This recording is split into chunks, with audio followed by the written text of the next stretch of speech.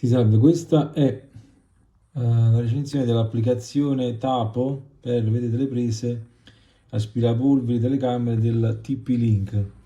Io ho acquistato in questo caso due prese, vedete, le ho collegate, una all'albero di Natale, una alla luce del balcone.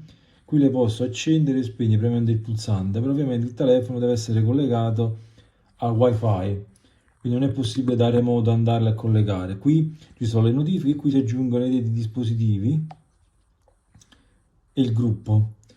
Bisogna registrarsi all'applicazione e è possibile poi condividere il link per poter permettere ad altri membri della famiglia di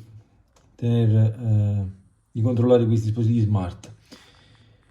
Qui vedete, potete inserire i preferiti, in questo caso sono la scheda preferiti, oppure tutti i dispositivi. Se avete altri dispositivi, vedete qui soggiorno e balcone, perché le due prese si trovano rispettivamente nel soggiorno e sul balcone.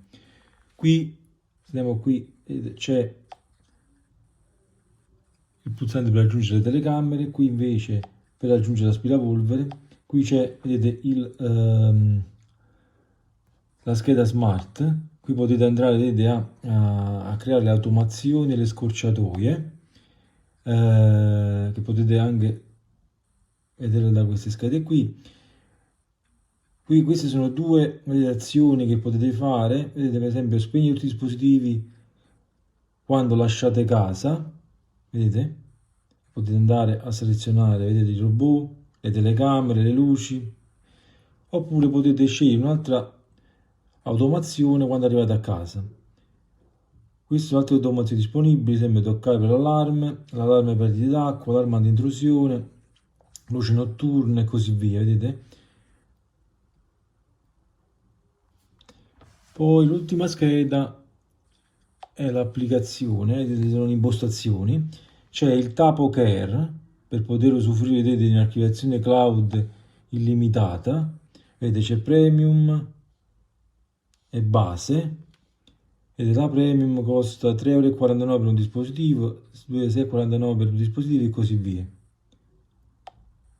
Poi c'è il playback e download per aggiungere, vedete, videocamere per usufruire della funzionalità premium una cronologia di 30 giorni. Poi c'è la memoria telecamera, l'aggiornamento del firmware,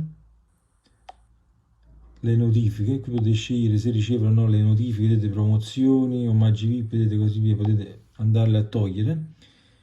Poi c'è il non disturbare, non ricevere notifiche durante l'ora schedulato.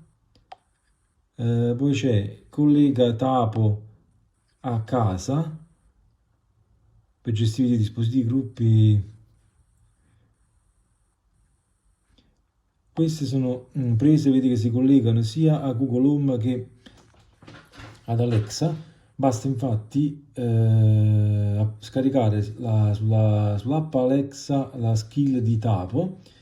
Una volta che avete configurato i dispositivi andate a cliccare sì perché Alexa vi chiederà se sono funzionanti, se le avete già collegate, e poi tramite i comandi vocali potete tranquillamente far funzionare. Poi c'è i servizi terze parti, eccoli qua, vedete, potete usare anche FTTT e Samsung SmartThings. Vedete, in questo caso ho collegato Alexa, vedete il mio account è collegato e lo posso andare a scollegare. Poi vedete c'è i widget, potete inserire dei widget direttamente per avere una scorciatoia sullo schermo del telefono. Poi c'è Tapo Lab, qui c'è la posizione, il geofencing, che attiva un'azione predefinita quando si entra o si esce da un luogo specifico. E poi c'è questo qui, che quando abilitato aumenta, vedete, la connettività del tuo home smart, la casa intelligente, quindi la compatibilità di applicazioni terze parti. E poi vedete qui c'è la vibrazione quando accendi e spegni i dispositivi Tapo. Qui andate a regolare le luci a seconda del sistema, delle luci scure, oppure seguire il sistema. Poi c'è l'aspetto, il centro di supporto e poi tutta una serie di altre cose per l'applicazione. Vedete, qui vi dice la versione, terminatura, licenza e così via. Mi sembra di aver detto tutto, alla prossima.